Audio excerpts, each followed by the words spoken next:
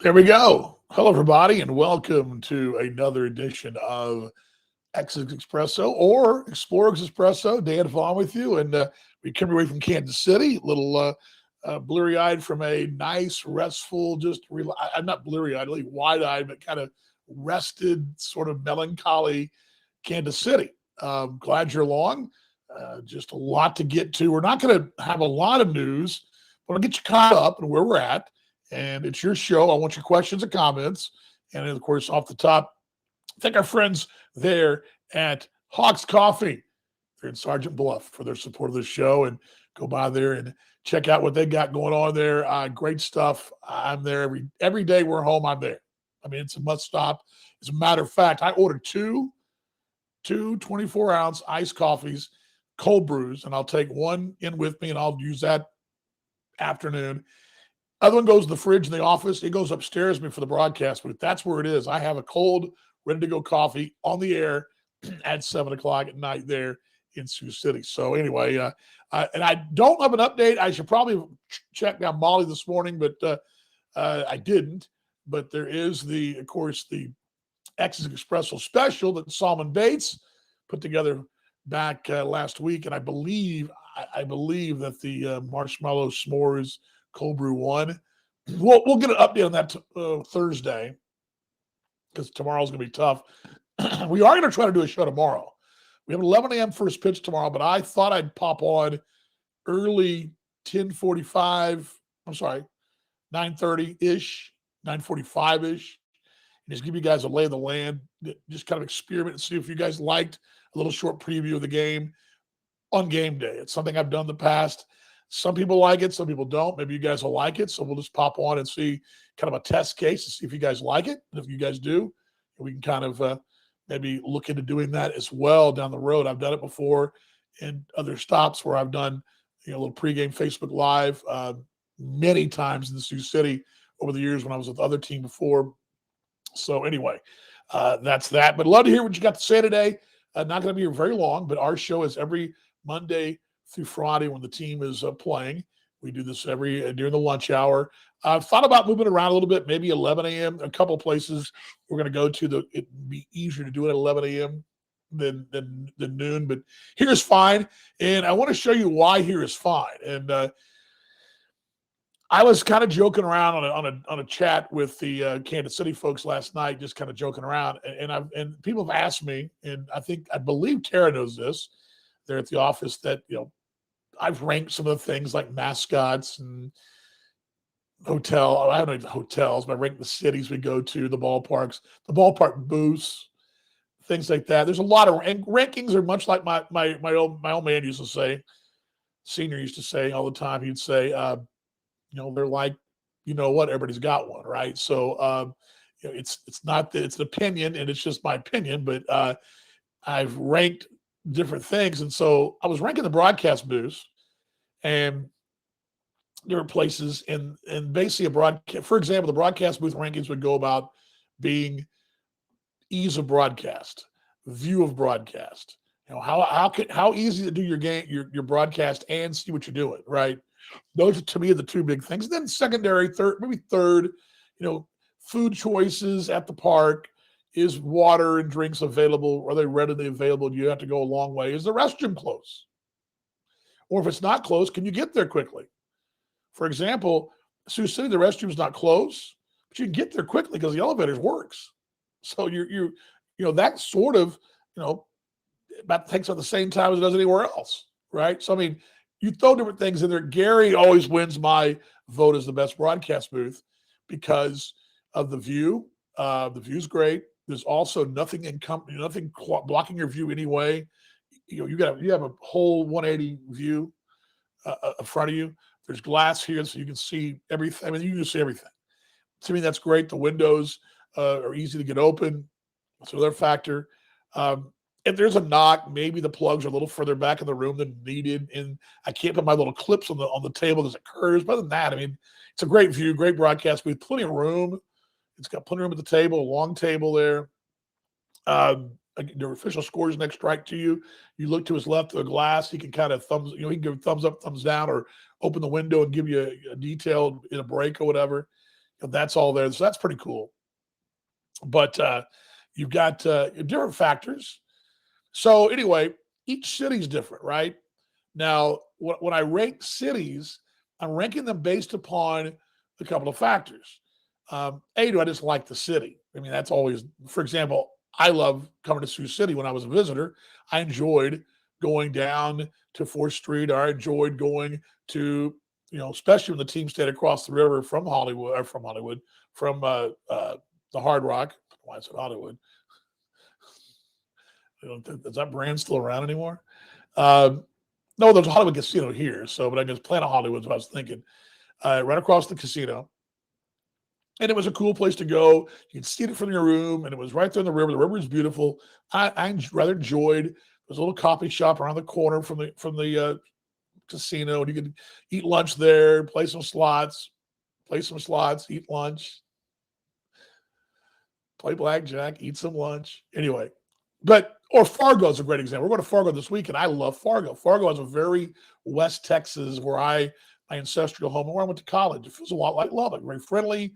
A little different accent, but it's farming, ranching, that kind of community with the kind of the hub of the area is Fargo, right? It's the hub of that part of the country in North Dakota. I mean, how Fargo is civilization for the better part of a couple hundred miles, right? I mean, it is to get to Winnipeg.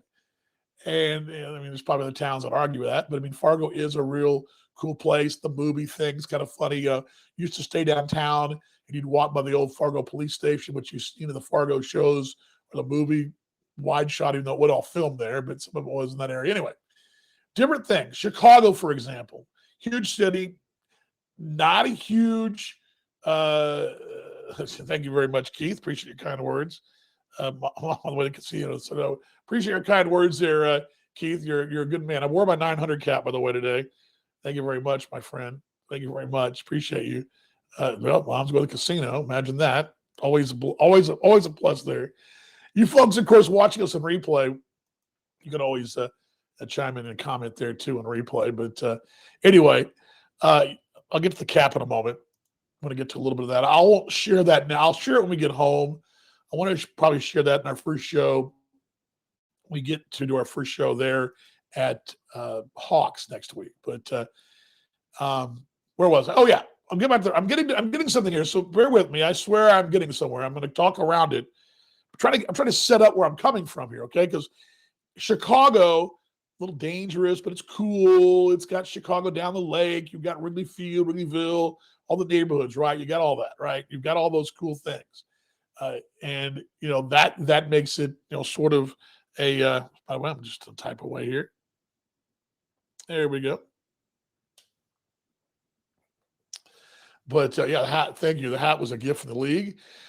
Combo platter, gift from the league and my wife. The league gave me this hat. Thank you very much.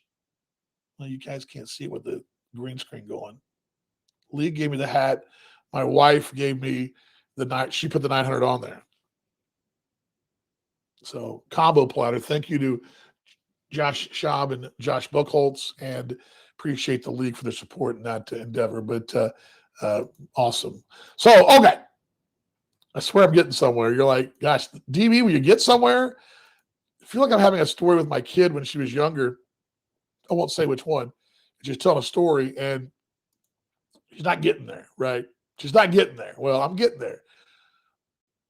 O'Hare's where the ballpark is. It's convenient. There's a lot of pluses to be in Chicago, but also, there's little nicks. It's a big city.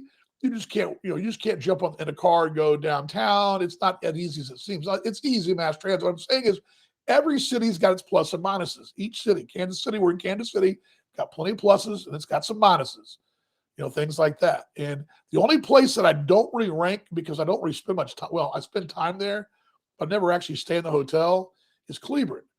Cleveland's got a downtown square. I know the town. I've been through it many times. I go right through there when I broadcast high school football games, basketball games. So I know the area.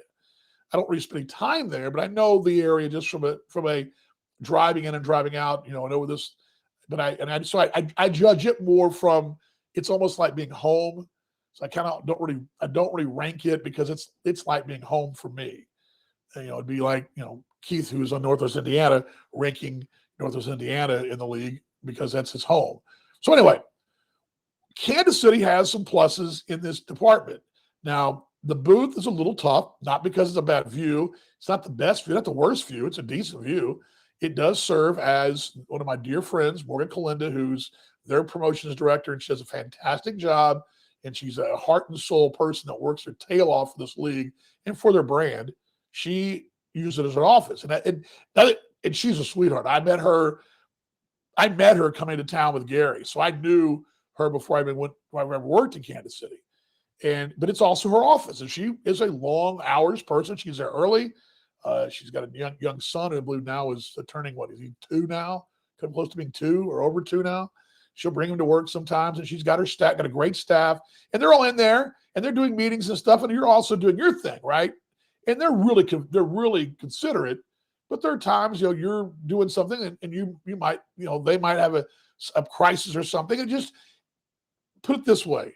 If your office was also shared by another person who's busy office too, it can make for a little bit of sometimes, a little bit of a wheels off situation. Not a bad situation at all, but that ticks the bar. That's negatively scores that booth, right? Because it's an office. Again, I don't care. It's been great visiting with those folks. I'm just trying to explain to you why I rank things certain ways, right? So I rank the booths upon view, whatever. And now that's a decent view, but not the best view. It's good. You've got a little block to your left, but you got a decent view to your right. Sioux City, actually, the view of Sioux City is pretty much up there with Gary, because you can see. Only drawback for us, and this is just being honest, is that in Sioux City we're on one room. There's all one room. So if somebody drops something, or the door slams, or somebody makes a loud noise or cheers, which they shouldn't be doing, but they are cheering sometimes, I hear it. And there are times where I'm loud talking, and perhaps down the way, I don't know who else talks loud. The broadcaster, who's a loud caller. Off the top of my head, well, we're all in this business, so our voices carry, right? So your voice is going to carry, and oftentimes you're going to pick up the broadcast from next door, which is not really next door, but it's just down the hallway because there's nothing but a couple dividers. So I knock off our booth because of that. Again, not a bad booth, view's great. So anyway, Kansas City doesn't rank highly in my broadcast booths either. But what it does rank, and why I rank it city-wise, visit-wise, because of convenience to the ballpark and the hotel. When we go to, for example, trying to think here, we're in Milwaukee. We had a great hotel in Milwaukee. It was about a 15, 20-minute drive to the ballpark. Fine and dandy, but if you miss the bus, you're out an Uber, right? Here, if you miss the bus, you're not out anything but your own footsteps. I mean, literally, your footsteps. I'm going to show you a picture here. This is the picture of the ballpark. This was taken just a few minutes ago before we came on the air. That's outside my room. That's my room right there. Let me get the graphic down so you guys can see a little better. But that's my room. That is it.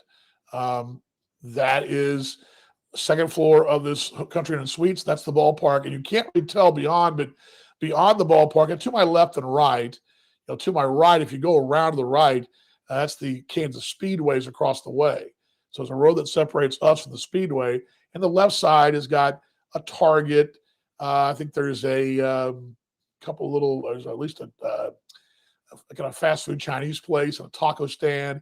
And then beyond the ballpark, we walk past the left of the ballpark, you walk by it, and you go, there's a mall behind there where that water tower is. That's the freeway. So between there and that ballpark is a mall. It's got, there's several dining options there. There's some stuff on the side. There's a Chili's and I think there's an Applebee's there. There's a little steakhouse, all kinds of places, a couple burger joints. There's a lot of places there to walk to. So you're conveniently located to get it. So from that standpoint, Kansas City has always been a favorite because you also you walk to the Target. There's also a Walmart too far away, a brand new Whataburger, all that. So you've got all those places located close by to Kansas City. So Kansas City's always been a cool place to go from that standpoint. And I remember from days gone by, a lot of kids, especially Venezuelan players, kids from Latin America, would love to come to Kansas City because the outlet mall's right there. And the outlet mall's got Nike, Under Armour. They've got a Cavender's, which is a Western store, which is out of Texas, but it's a cowboy boots, cowboy hats, and all that. Very Texan. It's also got, a Ralph Lauren. It's got Vans. All the brands, right? All the brands that the kids love. Kids love that, right? They're all there, and they've got a big movie theater, and it's all within. I'll walk down there in a few minutes to get my workout in. I'll walk right by it, and it'll take me 10 minutes to get down there, 12 minutes to get down there, and not 12 minutes to get back. Not very far, pretty quick. And you're right across the parking lot. So the game's over tonight. I don't have to race for the bus. I can actually work in the booth if I need to. I can work there and then walk back to the hotel, and I'm not having to. It's all done or whatever. A lot of times, for example, Milwaukee. I'm scrambling to get the game story. We're getting the game story sent out or whatever, and I'll wait, either do it at the bus or I'll just wait at the hotel. But here I can do it there and not have to worry about missing the bus or the hotel or whatever. So convenient-wise, I don't think there's a more convenient location in the league than Kansas City as far as doing your job, doing what you got to do. It's right there. And so let's say, for example, I left my briefcase at the ballpark, or my phone charger is a great example. 2 weeks ago, I left the charger in the Milwaukee booth. I had to race back up there to get it and beg the bus to hold for me. And they did, which I appreciated. But, I had to hold the bus up here. Just go back and walk across the street. It's that easy. So there's pluses and minuses, and that's a real big plus. So right here, the players love coming here because of the location of the ballpark to the hotel. And that's a little thing, but a big thing. Guys don't have cars. Ubers do cost, and they can all do Uber, but, a couple of guys yesterday, I know Solomon Bates and Trenton Tomacar went back into the city. They went and did some looking around and went down the Crossroads area there in Kansas City. We're about 20 minutes down from downtown. I-70 runs about 1.5 miles, maybe 2 miles behind me, which would be south. And then 485? Wait, it's not right. 435. Runs around us. It runs north-south toward the airport. Eventually becomes I-29 out by MCI, which is the airport. Or you turn back around to go to the airport, or you go north towards St. Joe, which it turns to I-29, which takes you back to Sioux City. So it's really a straight shot. If you went straight down in Sioux City, that's basically where we're at. But we're 20 minutes west of downtown Kansas City, Missouri. But yeah, again, there's things to do here. I saw yesterday. Guys, over at the mall at dinner time, I saw Bobby coming back from dinner as I went to dinner, and I went to a place. I Ubered to a place I knew of, but I'd been here for a long time, so I kind of knew the lay of the land. So anyway, a lot of talk about Kansas City, right? A lot of talk about why we're here. Let's talk about why we're here now. The X's play the Monarchs tonight in an interesting series from several standpoints. Tonight. We're still shorthanded. The update from Team Canada is Team Canada plays today, and I believe they may be playing right now. Let me double check that while we're here because I can give you an update. I believe that game started at maybe over. Let me see here because I think started early today. It starts shortly. I'm sorry. Argentina time's a little different than us, and I don't know how to explain it. It's kind of a West Coast time plus an hour, I believe. So 9 o'clock their time, which would be should be starting here in about 20 minutes.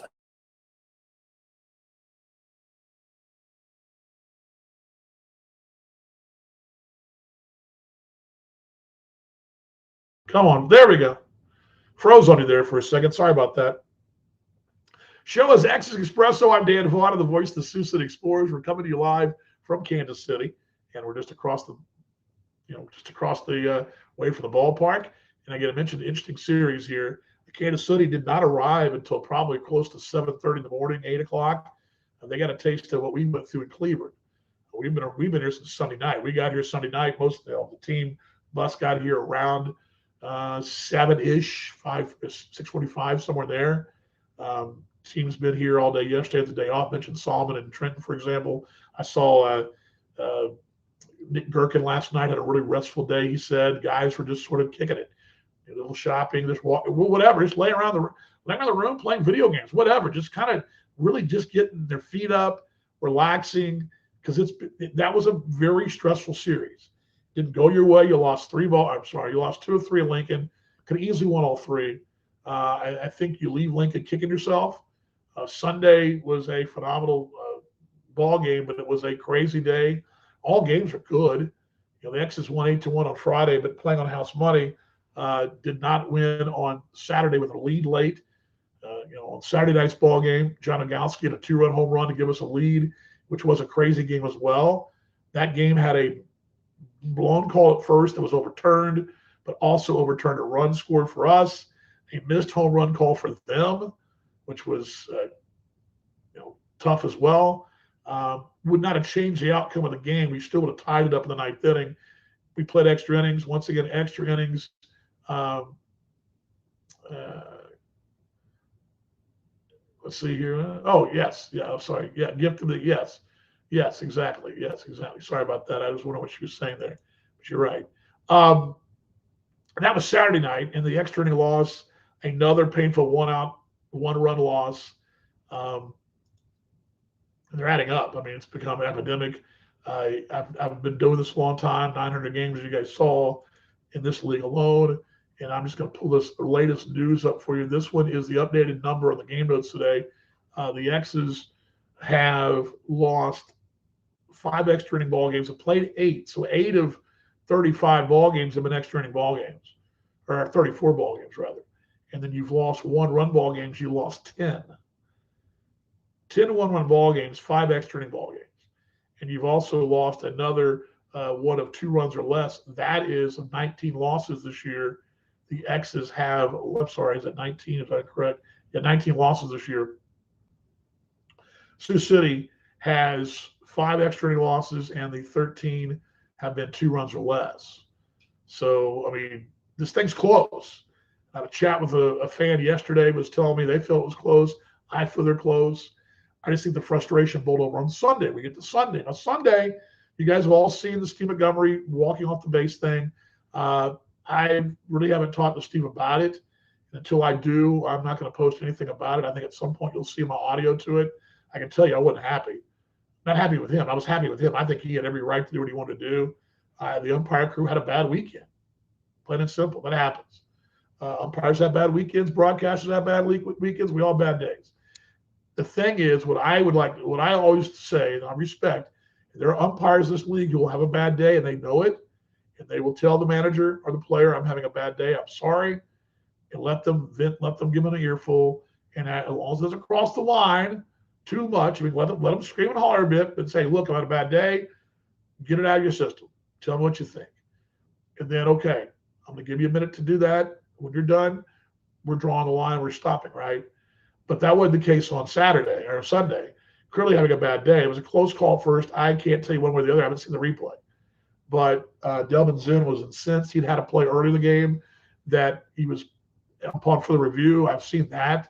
Looked like he was probably pushed down the baseline, which was interference. And, Delvin was a little upset about that. So, that did not set well, and he got ejected. Mongo's going to defend his player. He takes the base. I thought it was pretty entertaining, to be honest with you. Probably not going to make a lot of fans in the league like that. By the way, I'm not having coffee at the moment. I'm about to go walk. So, got to hydrate the calves and the legs there, man. Hydration, baby. But have coffee later. That's a drawback.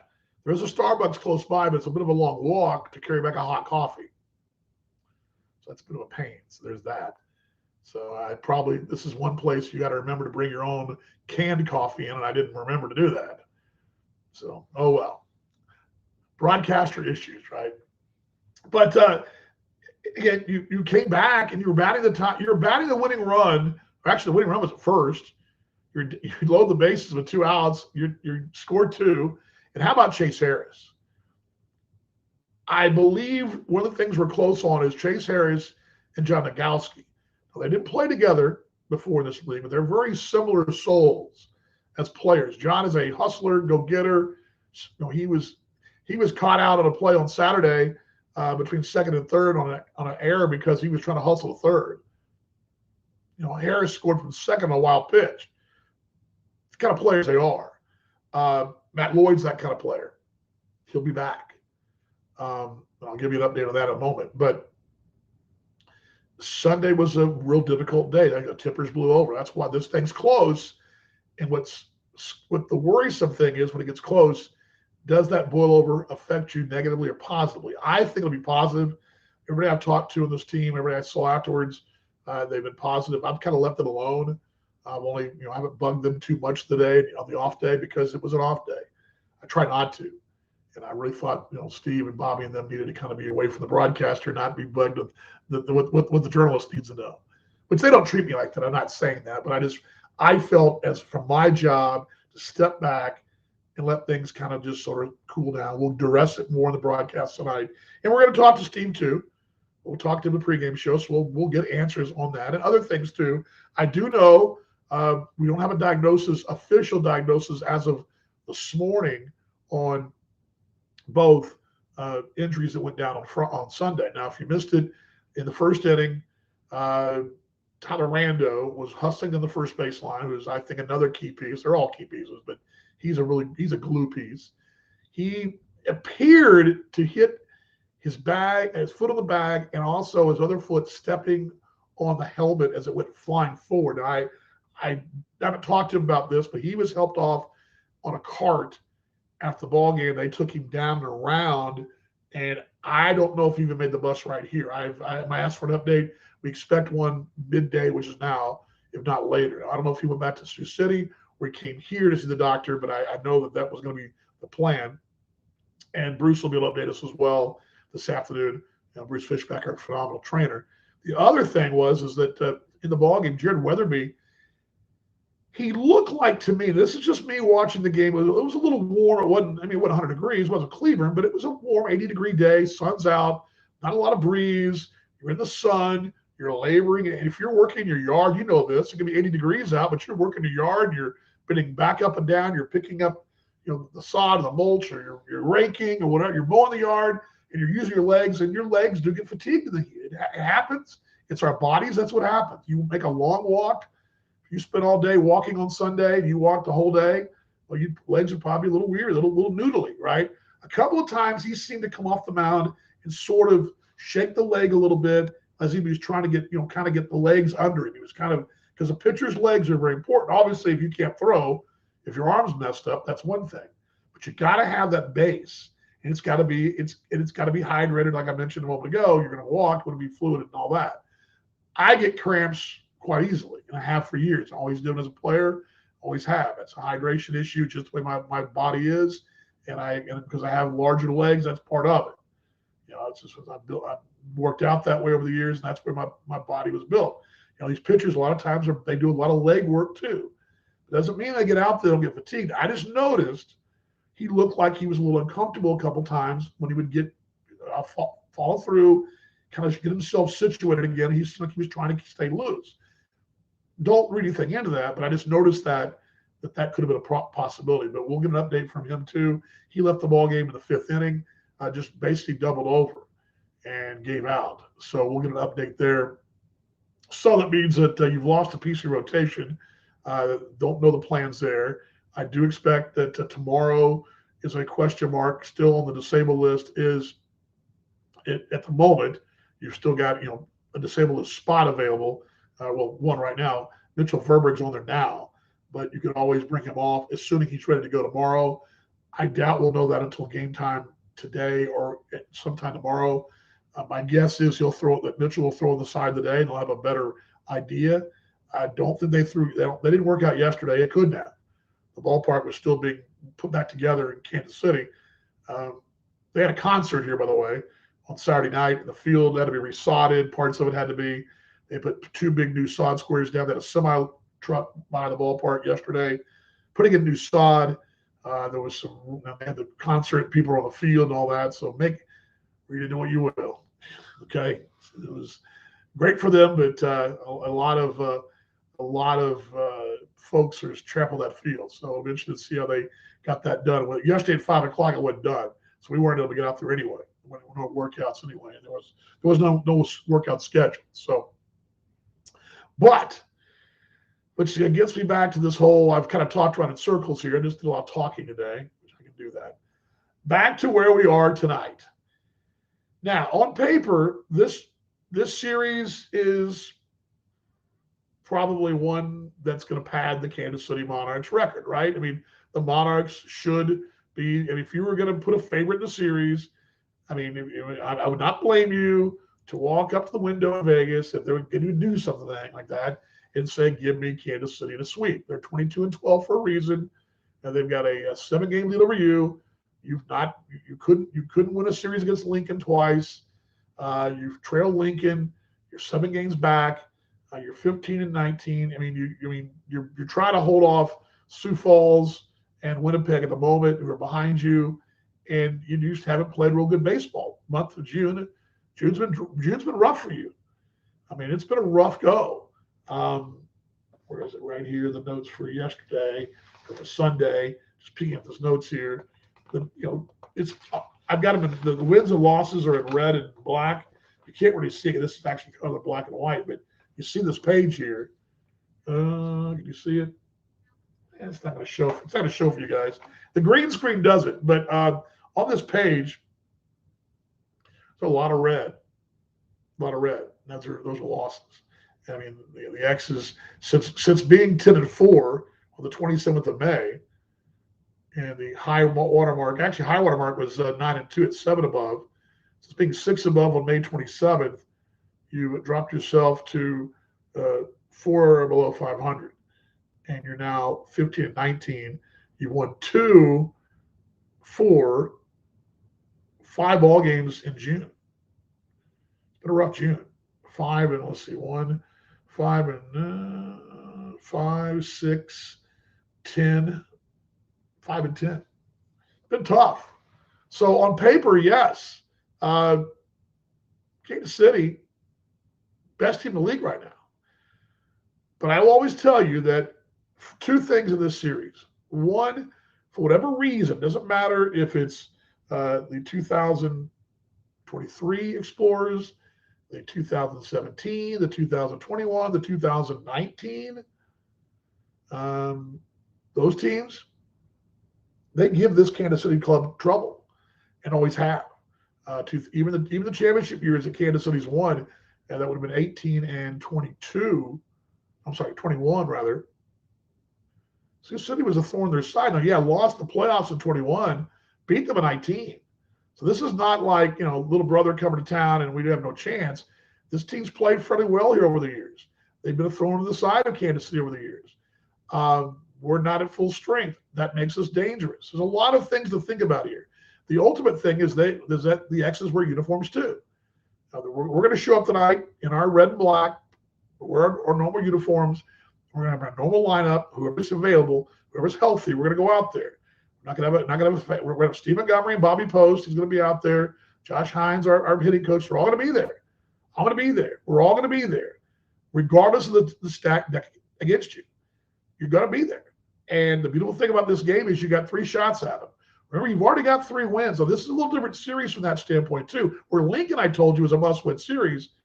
This one, not so much. You win 1, that puts you 4-2 against them head-to-head. And I believe you're going to catch them, not catch them, but you'll eventually cut some ground on them. Where, head-to-head, I mean, if head-to-head matters, and you're toward the end of the year and you've got, let's say, I don't know, 6-4 advantage, you're playing them in 3 ball games and you're only down by a game in the standings, you only got to finish tied with them to win the division or win their spot. So I tell you that, it's this one you have an upper hand on. You don't have a lot of pressure here. The Lincoln series a little more pressure. This one, not so much. I mean, you're playing a team that you tend to rise the occasion against anyway. They're the best in the league. You want to represent your best and the best in the league. And don't discount the fact that Kansas City has become an easier place to play. I find that going to Winnipeg and Fargo can be a challenge. Those are good crowds. They're knowledgeable. A Sioux City crowd on Tuesday, Wednesdays. Give me a Wednesday, Thursday night crowd in Sioux City where the fans are right on you. That's a tough place to play. They're right on you. Everything they say, you can hear. Here, it's a little different. It's a lot larger stadium. The crowd won't be nearly as big. A little more of a country club atmosphere that will be very laid back. You won't have to worry about being, heckled from the stands as much. It won't be a packed house. That's just not the case here. There were some days when the T-Bones played that was the case. That's not the case anymore. And I think that's an advantage as well.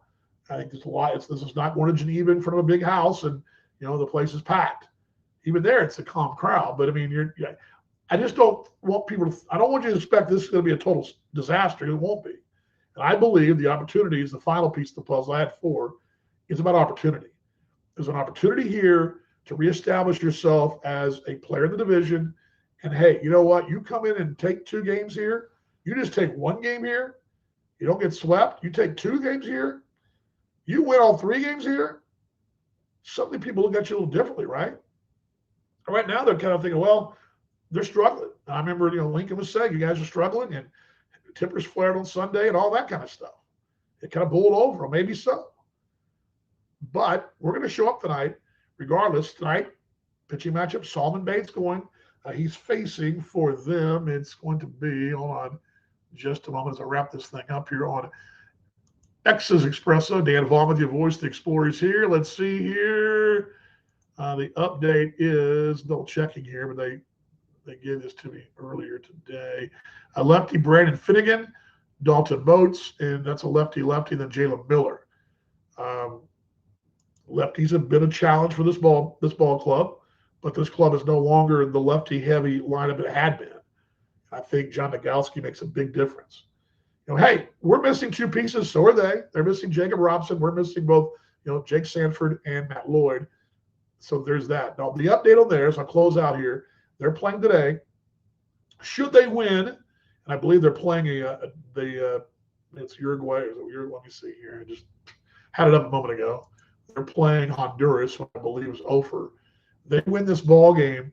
Canada will play tomorrow against Argentina in the final game. The top 2 of that pool will play tomorrow.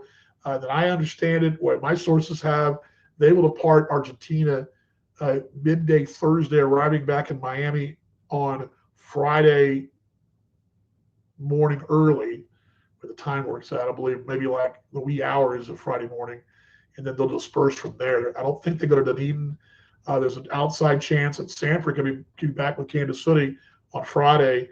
We do expect to see our Canadian contingent probably Saturday, but don't know if that'll be the case or not. But that's what I'm hearing. I don't know the exact travel plans, but that's what I'm hearing. So just putting all the pieces together. They've got to get back in the country, obviously, get to Fargo, or we're going to wait until Monday when we get home, the off day, which is probably a possibility too. They can very well wait and get back on Monday, but we'll see them by this time next week. We should have both those guys back. And that's a huge piece of the puzzle. So you can sort of, and that's what Steve Montgomery is saying. We can sort of hover around and keep this road trip respectable. You're going to be okay going into the tail end of June and July when things heat up. So a lot at stake this weekend, but again, the pressure's off. I mean, nobody expects the Monarchs to do nothing more than roll right through the X's. That's what people expect. everybody expects that. I've had people kind of tongue in cheek at it. Can you guys score any runs, things like that? I mean, hey, I have a lot of mates here. I get it. Okay. And we on paper, this should be a easy fodder for Kansas City. We don't play the games on paper. We played them on the field. And that's what makes this game so special, that it's a 9-inning ball game, and you never know that tonight, Solomon Bates goes out and strikes at 11. Their guy gives up 11. You never know. I mean, you know that Solomon Bates can do that, right? You know that. I mean, it's just not written in the stone that Solomon's going to go out and give up 11 just because he's playing Kansas City. Solomon's not standing in the dugout going, oh my gosh, I'm playing the Monarchs. It doesn't work that way. Fans may feel that way, but it doesn't work that way in that dugout. As a matter of fact, it works the opposite. Let's go get them. We did it before. Let's do it again. So I'll leave it at that thought. Anyway, long show today. Wasn't meant to go this long. Tomorrow, again, we have an 11 o'clock day game tomorrow, and then we have the day game a night game on Thursday. I'm experimenting tomorrow. We may do a quick Facebook Live before the ball game tomorrow just to kind of see how it works before the ball game, if you guys like it or not. If you guys like it, great. If you don't, great. We'll kind of see what you guys want to do. This is your show. I encourage you to go by and see our friends at Hawks. They're at Sergeant Bluff, and they will take care of you. Again, great stuff. Every time you buy an Expresso, you're going to get a donate part of that is going to donation to the American Legion there at Sergeant Bluff. And American Legion's been a dying thing and a lot across the country. They need funding. It's a great thing, and I encourage you to learn more about them, what the American Legion does and what they provide. But to check that out. Make it work for you. That's right, Keith. Make it work, mate. Make it work. I like your feeling there, mate. I like your feeling. Oh, by the way, you're wondering what the cap was? Saturday night was 900 ball games for me on the air. Thank you to my wife, to the Lincoln Salt Dogs, to my mates, Paul Morgan, Simon Isons, and Brad Albert of the Cleveland Railroaders, everybody there at the association office, everybody in Sioux City, everybody along the way. I appreciate the support. My wife did the 900 hat, and my mom and my brother came over from Indiana. Just a really good experience. And thank you to Michael Dixon there in Lincoln as well for making this whole thing. It was just great, and it was a phenomenal time. I didn't want to celebrate it, but hey, my wife did, and she's my biggest fan, and I love her for that, and I appreciate it. So, show a little long today. I didn't have a script today. I went unscripted. Just kind of went on a few highlights in my head because I want to just catch up with you guys and just give you guys what's going on. Unfortunately, a lot of folks didn't stop by. Maybe I didn't promote it enough. But hey, tell folks about the show, like the show, set a reminder when we come on the air. All the things you can do. Let yourself know that when we're on, you want to hear us, hear what's going on. We got some other things coming too that you're going to like. So stand by for that. But your X's tonight playing Kansas City, a chance to right the ship after 2 crushing losses. Tonight's a new night and a chance to get going again. I expect the Explorers to. We'll have the news and notes at 6:35 on the air. Austin will be here. Austin Thomas is here. He'll give you scores and updates through the broadcast. He'll also be with me tonight. We'll have an update at game time on the pregame show on KSCJ. I don't know what time baseball starts here. I think it's around 1:45, but I have no idea. But we'll also be on baseball TV tonight as well. But join us on KSCJ, the pregame show, and get you caught up. We'll find all the details. I blocked out extra time today for the pregame for Steve Montgomery because he's got a lot. You want to get to a lot of things for you guys, and so tune into that tonight on the broadcast. All right, let's ready for some 1, 2, 3. Go X's. You guys ready? I'm ready. Here we go. 1, 2, 3. Go X's. I'll see you in the broadcast. Not everybody.